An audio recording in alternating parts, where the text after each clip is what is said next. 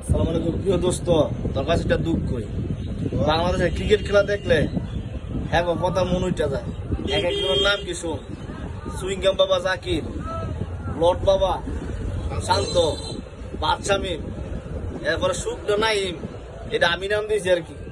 এরপর তোর মনে কর আরো লোড়া লোড়া বদনা যত আছে, এই বদনা করে বদনারা ক্রিকেট খেলাটারে একবার শেষ করে লাইছে।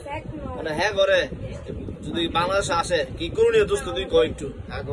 আগরে যদি তুই হুক না জোতা দিয়ে বাইরাস তাহলে কম হইব। আগরে তুই কম দামি স্যান্ডেল দিয়া জোতার মধ্যে গুরু গোবর কাশ কপ কুত্তু যা আছে বনাইয়া আগরে বাইরে আনতিস। আগরে যে বেতন দেয় এক একজনকে 5 লাখ 8 লাখ 10 লাখ, এই বেতন হ্যাঁ করে না দিয়া যদি আম করে দিত না করছে ভালো কথা ঠিক, সবাই এর প্রতিহত করুন।